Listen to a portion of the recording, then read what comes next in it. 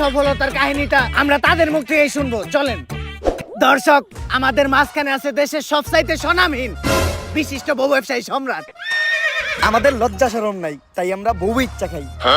তো ভাই আপনি কাকে ভাবিরে তো দেখতাছি না। আমরা একটু বাইরে গেছিলাম তো, আপনার ভাবি বোরকা পরা ছিল, তাই ওরে বোরকাটা খুলে আসতে বলছি, কারণ বোরকা পরা অবস্থায় ইন্টারভিউ দিলে ইন্টারভিউতে ভিউ কম আসবো।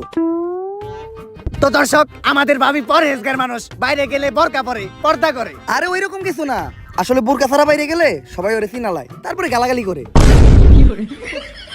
ওই তো চলে আসছে। ভাবি আপনি আমার পাশে বসলেন যে? আর এই সমস্যা নাই, আমি কাপড় ব্লগারে বউ না, ভিডিওর বিয়ের জন্য আমি যাত্রার সাথে বসতে পারি, যাইতে তাই করতে পারি। বেবি তুমি ওনার কোলে উঠে বসো, কোলে উঠে বসলে এই ইন্টারভিউটার ভিউ আরো বেশি হইব। আরে না থাক, এত ভিড়ের দরকার নাই, আমরা ইন্টারভিউতে ফিরে যাই। তো আপনার কাছে আমার প্রথম প্রশ্ন, আপনি কিভাবে এই বউ ব্যবসা শুরু করলেন? দেন, এই বউ ব্যবসার যাত্রাটা এতটা সহজ ছিল না। আমি ছোটকাল থেকেই ছিলাম একটা অকর্মা, গাধা ব্যাককল। আমার ব্রেনা ছিল আমার পুক্কিতে, তাই আমার দিয়ে কোনো কাজকর্ম হইতো না। যেই চাকরি করতে যাইতাম ওই জায়গায় খালি লাত্তেই খাইতাম, তাই আমি মানসিক ভাবে অনেকটা ভাঙা পড়ি। তারপর একদিন আমি আমার প্রিয় শায়কের একটা ওয়াজ শুনলাম যে যদি তুমি কোনো মেয়েকে দেখে মানসিক শান্তি পাও, দ্যাটস ইনাফ ফর ইউ। তারপরেই আমি খুঁজে পেলাম আমার মানসিক শান্তি। আর ওরার আমার ভিতর একটা জিনিসের মিল আছে, কি জানেন? কি? আমরা দুইজনেই নির্লজ্জ বেহায়া। আর বিয়ের শুরুতে আমাদের আর্থিক অবস্থা তেমন একটা ভালো ছিল না, আর ব্যবসা করতে তো পুঁজি লাগে, আমার কাছে ব্যবসা করার মতো পুঁজিও ছিল না। তখনই আমার মাথায় আসে একটা বিজনেস প্ল্যান, যে ব্যবসা করতে কোনো পুঁজির প্রয়োজন হয় না, শুধু একটা বউ থাকলেই চলে। আর এমনি ব্যবসায় তো লস খাওয়ার সম্ভাবনা থাকে, কিন্তু এই ব্যবসায় লস খাওয়ার কোনো চান্সই নাই, খালি সফলতা আর সফলতা। সেইটাই হচ্ছে এই বউ ব্যবসা। আর তারপর থেকেই আমরা শুরু করি এই কাপড় ব্লগ, আর আজ আমি একজন সফল বউ ব্যবসায়ী। ভাই দর্শক জানতে চাই, আপনার এই সফলতার পিছনে আপনার বউয়ের অবদান কতটুকু? আরে পুরো অবদানই তো আমার বউয়ের। এই কাপড় ব্লগে সফল হইতে গেলে শুধু আপনার একার নির্লজ্জ হইলেই হইব না, আপনার বউয়েরও হইতে হইব নির্লজ্জ। বউ যত বেশি নির্লজ্জ, কাপড় ব্লগে তত বেশি ভিউ। এই যেমন ধরেন, আমি যদি এখন ওরে কই যে জামাটা খুইলা লাও, ক্যামেরার সামনে জামা খুইলা লাইবে, এক সেকেন্ডও ভাববো না। আরে বেবি এখন খুইলো না, এটা তো আমাকে ক্যামেরা না, জামা খুলবা খেলে আমাকে ক্যামেরার সামনে, ভিউ বেশি হইব। আমাকে লজ্জা শরম নাই, তাই আমরা বউ ইচ্ছা খাই। তো ভাই আমরা শুনেছি কিছুদিন আগে ভুলবশত আপনাদের একটি লিঙ্ক ভাইরাল হয়েছিল, এই বিষয়ে যদি কিছু বলতেন। ভাই আজকে আপনার একটা গোপন কথা কই, লিঙ্কটা তো ভুলে ভাইরাল হয় নাই, ওই লিঙ্কটা আমরা দুইজন মিলা ইচ্ছা করে ভাইরাল করছি, তাই না বেবি? বেবি দুইজনে ভিডিওতে এত নষ্ট আমি করলাম, ভিডিওর ভিউ বাড়ানোর জন্য নির্লজ্জের সর্বনিম্ন স্তরে নেমে গেলাম, তারপরেও তো ভিডিওর ভিউ বাড়তাছে না। আমা করে কেউ চিনে না, আমগো কোনো টাকা ইনকাম হয় না, অভাবের সংসার, দিন আনি রাইত খাই, এইভাবে আর কতদিন চলবো? বেবি একটা জিনিস খেয়াল করছো, ইদানিং কিন্তু লিঙ্ক ভাইরাল হয়, আর যাদের লিঙ্ক ভাইরাল হয় লিঙ্কের সাথে সাথে কিন্তু তারাও ভাইরাল হয়ে যায়। আর ভাইরাল মানে ফেসবুকে মিলিয়ন মিলিয়ন ভিউ, আর ভিউ মানে টাকা। তো কি বলো তুমি আমি মিলা যে মোবাইল দিয়ে একটা দুষ্ট ভিডিও রেকর্ড করছিলাম, ওটা ভাইরাল করে দেই? জান, এই কথাটা তো অনেক আগে থেকে আমি তোমার বলতে চাইতেছিলাম, কিন্তু বলি নাই, তুমি কি না কি মনে করো? আরে আমি কি মনে করবো, কাপড় ব্লগ করি মানে আমি তোমার থেকে বেশি বেহায়া। ওইটা তো আমি জানি, কিন্তু ভিডিওটা ভাইরাল হয়ে যাওয়ার পর আমরা মানুষের কাছে কি জবাব দিব? আরে বলবো আমাদের মোবাইলটা হারিয়ে গেছিল, তারপর কেউ না কেউ ভাইরাল করে দিছে।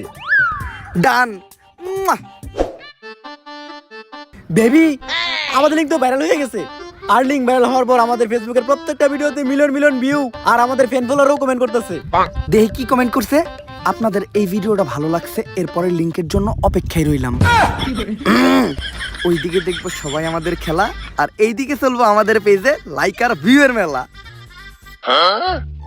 এইটাই তাহলে আসল কাহিনী? হ্যাঁ, কিন্তু এই ক্লিপটা আবার ইন্টারভিউতে দিয়েন না, এডিটের সময় এই ক্লিপটা কাইটে দিয়েন।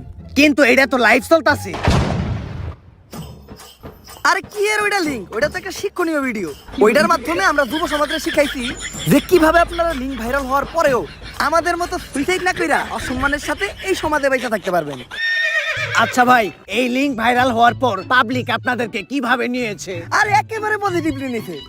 এই দেন আমাকে ভিডিওর কমেন্ট যাইতাছি, এই যে একজন কমেন্ট করছে, কুত্তার বাচ্চারা তোরা এখনো সবার সামনে মুখ দেখাত কেমনে? আরে এটা তো আমাকে হেটার, আপনি এর পরের কমেন্টটা পড়েন। ভাই আগের 2 মিনিট 91 সেকেন্ডের ভিডিওটা একটু ছোট হয়ে গেছে, এরপর 1 ঘন্টার একটা ভিডিও দেখতে চাই। এই আপনি পরবর্তী প্রশ্নে যান। তো মানুষ বলে কাপড় ব্লগারদের কন্টেন্ট নাকি সবচাইতে খ্যাত কন্টেন্ট, জঘন্য কন্টেন্ট, তো এই বিষয়ে আপনার মতামত কি? কে বলছে? আমাদের কাপড় ব্লগারদের কন্টেন্টই তো সবচেয়ে কোয়ালিটিফুল কন্টেন্ট। আমাদের কন্টেন্ট গুছানো, শিক্ষণীয়। যেমন ধরেন দর্শক একটা কথা আপনারা শুনলে একদম অবাক হয়ে যাবেন, আমার বউয়ের আজকে হইছে পাতলা পায়খানা। ও সেই সকাল 6টায় ঢুকছে আর এখন পাতে দুপুর 1টা, এই পর্যন্ত ও খালি হাঁকতেই আছে। এই দেখেন পুপু করে আওয়াজ হইতাছে টয়লেটের ভিতর থেকে। কি গন্ধ। আজকে আমি আমার বউরে দিব একটা সারপ্রাইজ। এই যে দেখেন একটা নাপা এক্সট্রা, এই নাপা এক্সট্রাটা আমি আমার বউরে খাওয়াই দিব, তারপর ওর পাতলা পায়খানা একদম ভালো হয়ে যাইব। বেবি তোমার কি হইছে? হইছে জান, কেমন? একদম পানির মতো। আচ্ছা তুমি এই নাপা এক্সট্রাটা খাও, সাথে সাথে তুমি ঠিক হয়ে যাইবা।